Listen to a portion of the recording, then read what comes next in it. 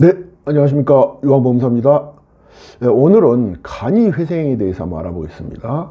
간이회생의 의의, 신청권자, 특징, 절차 등을 검토해 보겠습니다. 먼저 간이회생에는 어떤 것일까요?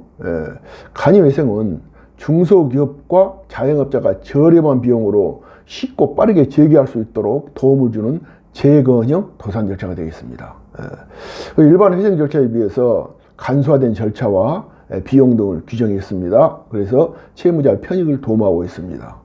그렇다면 관여회생 절차는 도대체 누가 신청하는 것입니까? 이는 우리가 그 개념에서 보았듯이 소액 영업소득자, 여기서 소액 영업소득자에는 법인과 개인사업자를 모두 포함하게 되겠습니다.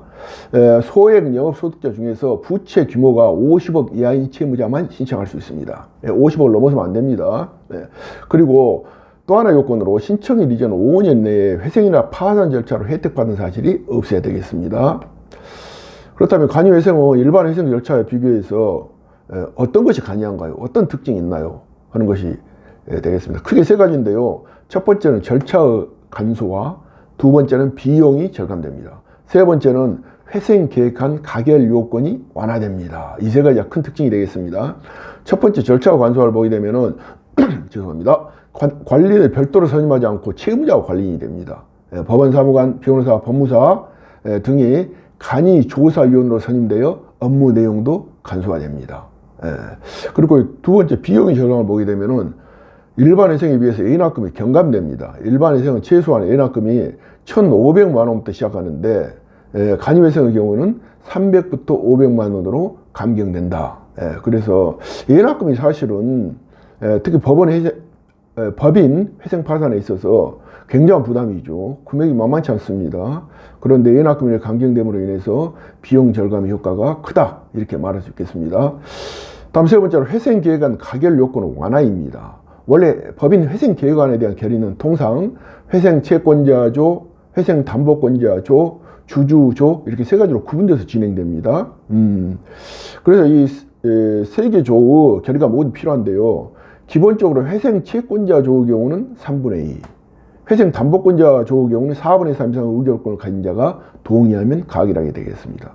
그런데 간이회생의 경우에는 회생 채권자 조의 경우에 의결권 총액의 2분의 1 초과 의결권자 과반수 동의가 있으면 가결된 것으로 보게 돼서 가결 요건이 완화됩니다. 이런 특징이 있고요.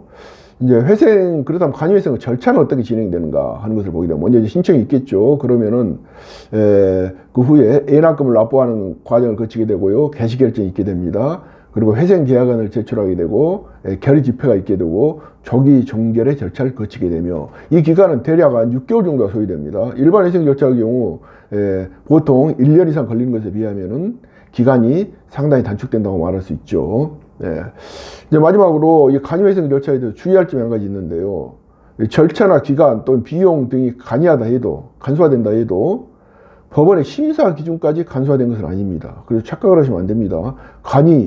간이회생이라고 그러니까 좀 대충 서류 준비해도 되는 모양이다 이렇게 생각했다가는 큰 코 다칩니다. 서류 준비를 소홀히 할 경우에 신청이 기각될 수 있습니다. 그래서 주의하셔야 할 것입니다.